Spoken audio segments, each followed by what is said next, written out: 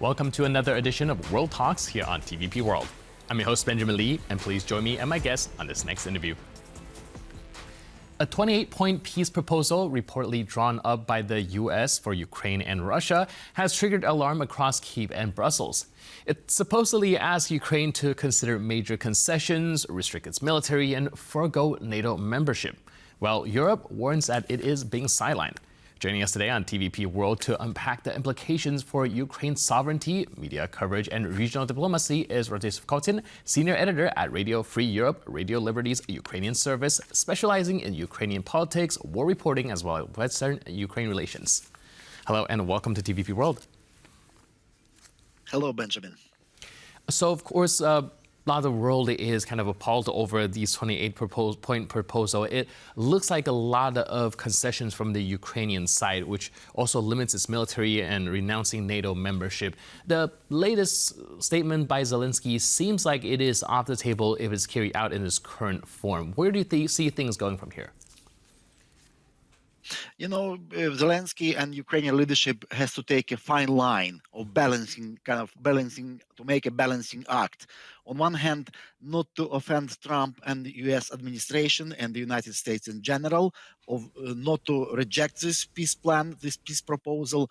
On the other hand, to defend Ukrainian national interests, because so far the reaction in Ukraine, among political and military circles, has been very negative about this proposal, 28-point proposal, because it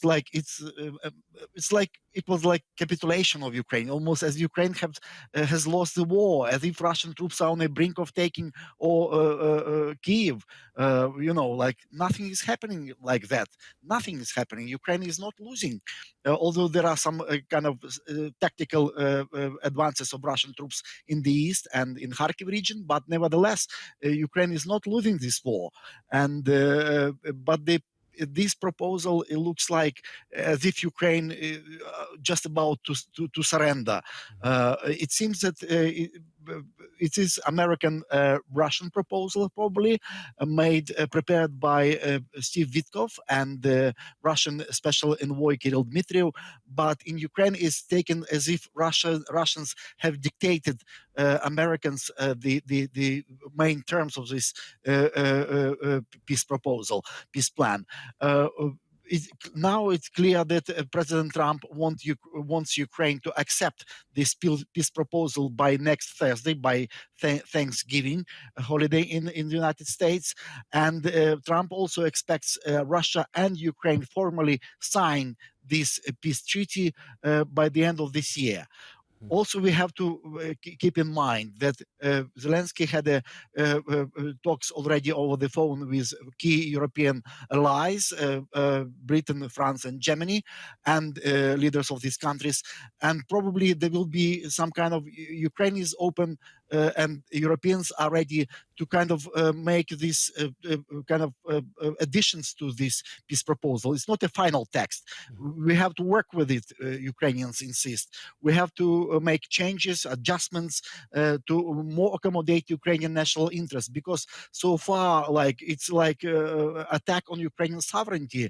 The cap on the Ukrainian size of Ukrainian armed forces, it's unacceptable for sovereign country. Now Ukraine has 1 million soldiers, uniformed soldiers, mostly fighting on the front lines. But this peace deal wants Ukraine to reduce its size of armed forces to 600,000. It's unacceptable. Or NATO, take NATO for instance. Ukraine is a sovereign NATO country. NATO is an alliance of sovereign nations. Why Ukraine should change its constitution, where EU and NATO membership are included as a strategic goal for Ukrainian foreign policy, strategic goals of Ukraine? Why Ukraine should take this make a promise never join NATO? Why NATO should take a promise never expand further? It's unacceptable for Ukraine as well. Or deployment of Western troops in Ukraine. coalition of willing, was ready to deploy some troops for training and peace mission. And this plan completely rejects this. We'll see. Ukraine will come under enormous pressure from Washington to accept this plan, but understanding in Kyiv and among European allies of Ukraine that this plan is not kind of untouchable, something untouchable, untouchable thing.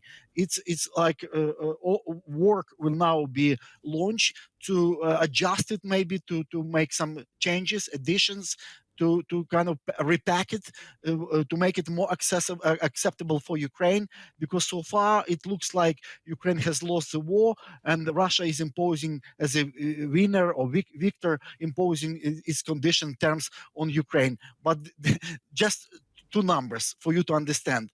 The current pace of Russian advances in Ukraine on the front lines is that Russia, it will take 5 years for Russian forces to occupy the whole Donbas region in eastern Ukraine. Why Ukraine should leave Donetsk region completely? It's unacceptable for Ukraine. Or with the current pace of Russian advances, it will take more than a century for Russia to occupy the whole Ukraine. So Ukraine is not losing, and Ukraine is in a strong position militarily. Right, now some people are looking at the proposal in its current form and kind of reminding themselves of the Yalta agreement, which was signed between the Allies and the Soviets to carve up Europe essentially. Do you think that this comparison has any merit to it?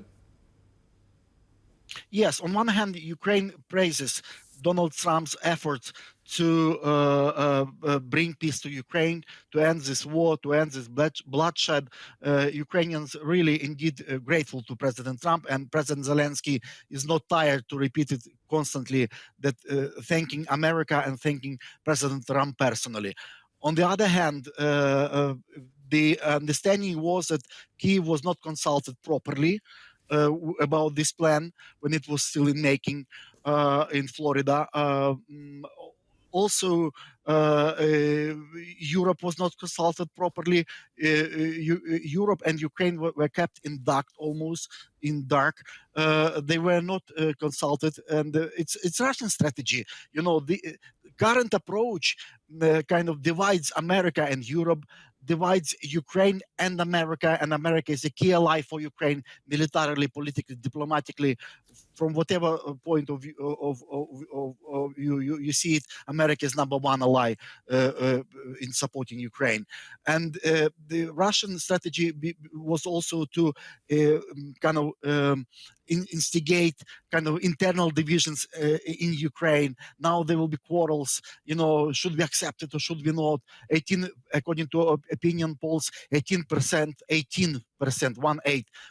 of Ukrainians are ready to accept any peace plan just to stop the war, because people are tired, of course, almost 4 years of full-fledged aggression of Russia against Ukraine. People are extremely tired, and Ukraine is losing a lot of lives, of course. So it's Russian strategy, to keep the channel communications open only with America, to keep Ukraine in dark, to keep Europe in dark, to divide them, and so on and so forth. But I think Ukraine should work now extensively with Americans, but also more importantly with Europeans, to collectively to convince Americans to accept, to put changes, to make changes to this peace proposal, because in current form it's not good. It doesn't look good for Ukraine. Right, and like you said, the plan has yet to be finalized yet, so we'll have to see how that develops. But in the meantime, thank you so much for your input and insight. I really appreciate it. Thank you, Benjamin. Cheers. And thank you for tuning into this edition of World Talks. But for more news, update, and commentary, please stay tuned to TVP World.